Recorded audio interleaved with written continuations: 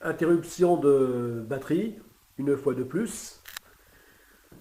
Euh, oui, panne de batterie.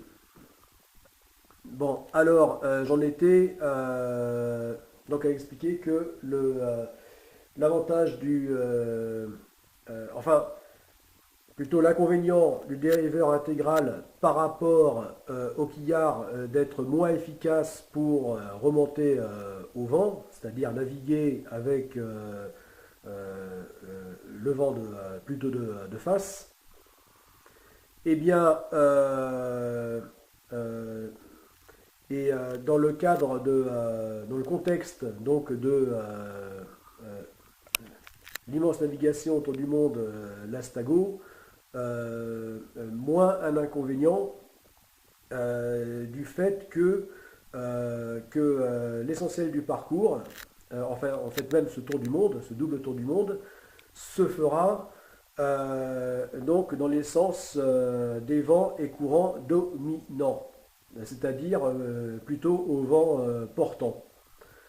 Voilà, c'est-à-dire donc d'ouest en est. Voilà, hein, dans le sens donc des aiguilles d'une montre. Alors que si par contre le projet était de naviguer dans le sens contraire, le sens opposé, euh, donc au vent et courant dominant, eh bien,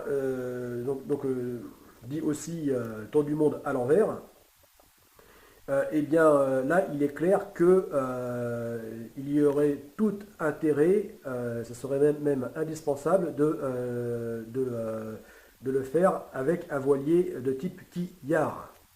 Voilà, c'est pas un hasard que tous les voiliers enfin du moins à ma connaissance, qui ont pu accomplir donc ce tour du monde par l'océan austral euh, euh, à l'envers, eh bien, ont tous en commun d'être quillards. Voilà. C'est-à-dire à l'envers, dans le sens opposé des aiguilles d'une montre. Voilà. Voilà, euh, l'inconvénient du dériveur intégral dans le projet, dans la première phase du projet Godesarc, avec donc la satellite Trip Euroon Global Océan, eh bien, est un inconvénient mineur, hein, du fait que il se fera essentiellement donc par les vents portants, vents et courants portants, et euh, donc le voilier sera euh, ne sera pas euh, désavantagé par cette situation de navigation. Voilà, en tant que dériveur intégral. Voilà. Bon, allez, je vais arrêter là. Euh, voilà.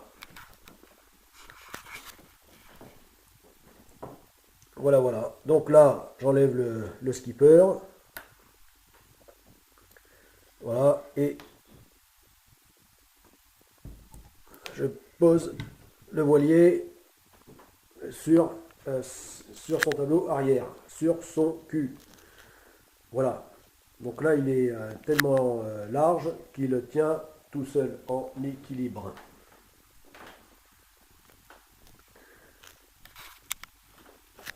Voilà.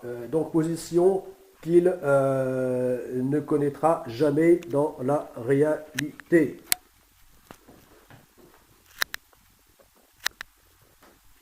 Voilà.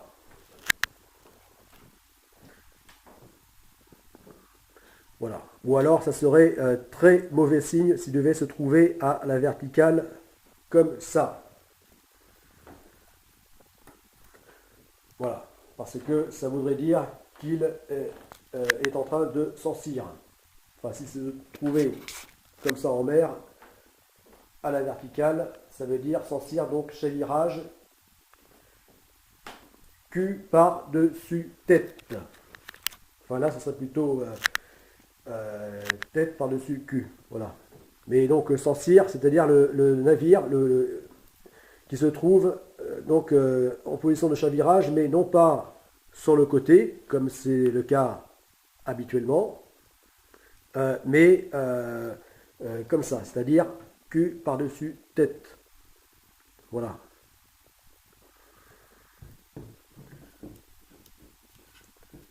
Voilà, comme ça. Hop. Ce qui est le pire des configurations de chavirage, puisque là c'est beaucoup plus violent que par le travers. Voilà, parce que là évidemment l'énergie cinétique, l'impact est beaucoup plus fort. Voilà, mais type de chavirage qui est extrêmement rare. En tout cas, qui ne peut se... qui plus le navire est grand et plus un tel scénario est impossible, tout simplement. Donc ce type de chavirage, si elle a pu se produire, n'a pu se faire que sur des navires relativement petits, voire très petits, c'est-à-dire seulement autour d'une dizaine de mètres. Voilà.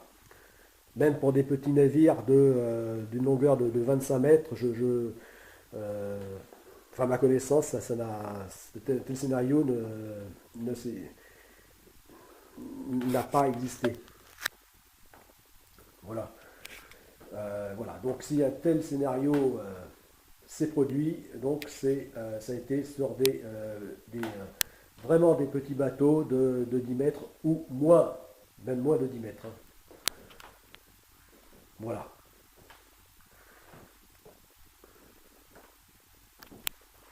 Enfin, raison pour laquelle donc j'opte pour un voilier qui soit le plus résistant possible. Et donc pour l'acier, eh bien c'est justement, même en envisageant l'impensable, eh bien que le voilier soit en capacité de supporter le choc, l'impact. Voilà. Donc si un tel chavirage pouvait se produire, donc sans cire, eh bien, avec donc une structure acier, il aura plus de chances de ne pas se disloquer, voilà, sous l'impact.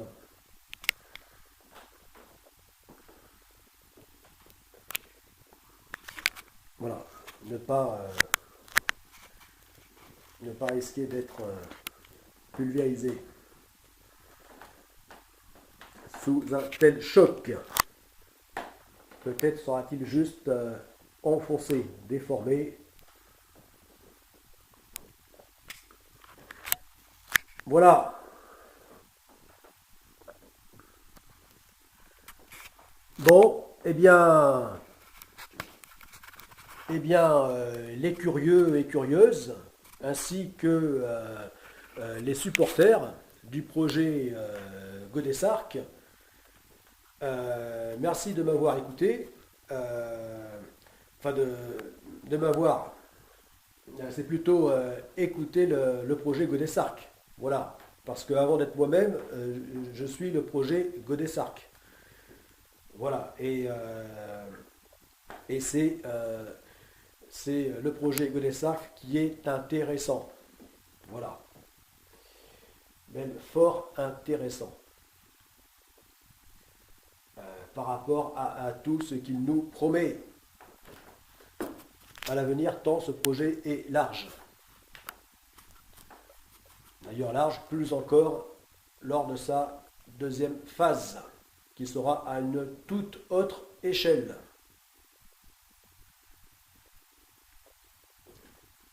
Puisque la seule échelle qui est la même, qui est identique tant pour la première phase que la seconde, eh bien, sera l'itinéraire de navigation, enfin la distance de navigation, la distance parcourue et le temps de navigation, voilà, qui devront être à peu près similaires. Voilà, on peut dire même semblable. Voilà, mais alors, par contre, sur tous les autres plans, l'échelle n'aura plus rien à voir, puisque lors de la première phase, eh bien, là, on sera vraiment dans le minimalisme, alors que la seconde phase, au contraire, ça sera le gigantisme. C'est pour ça que lors de la seconde phase, eh bien, il y aura énormément de monde qui seront impliqués, que ce soit directement ou de façon indirecte, qui seront impliqués. Voilà. Puisque lors de ces navigations, ne serait-ce que enfin, lors de la première phase, sur le petit volet océanique, eh bien, il n'y aura qu'une seule personne à bord, c'est-à-dire le skipper, donc moi-même. Alors que lors de la seconde phase, eh bien,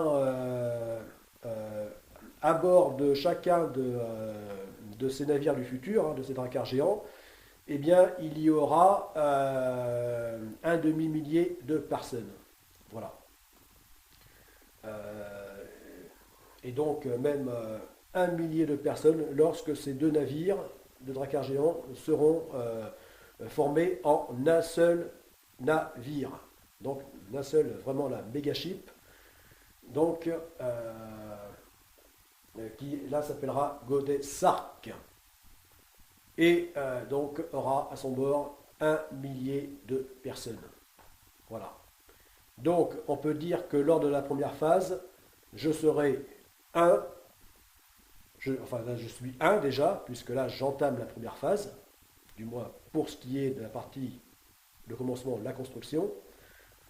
Et lors de la seconde phase, nous serons 1000. Voilà. Et là, je ne parle que pour les personnes présentes à bord. En fait, ce sera bien plus que 1000 personnes, puisqu'il y aura, durant donc l'immense navigation de la seconde phase, il y aura donc le roulement d'équipage et de passagers, les personnes à bord, parce que tout le monde ne va pas rester non-stop, donc lors de cette navigation, donc durant plus de 3 ans. Et donc bien sûr aussi l'équipe des conquérants pèlerins, dont je ferai partie, hein, les concurrents, puisque cette immense aventure sportive aura donc la double vocation à être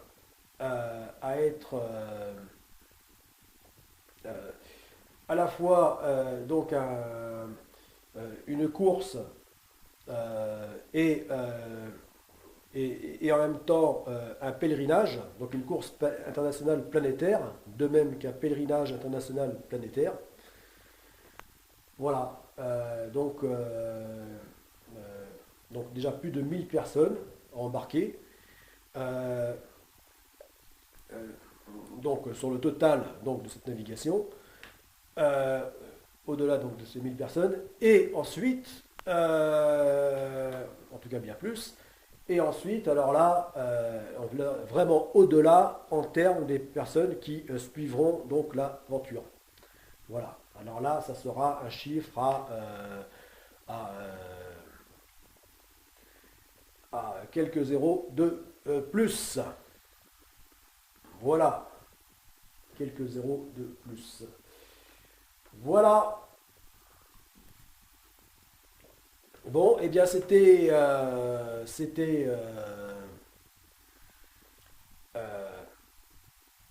le commandant Tolosa, alias Tolric.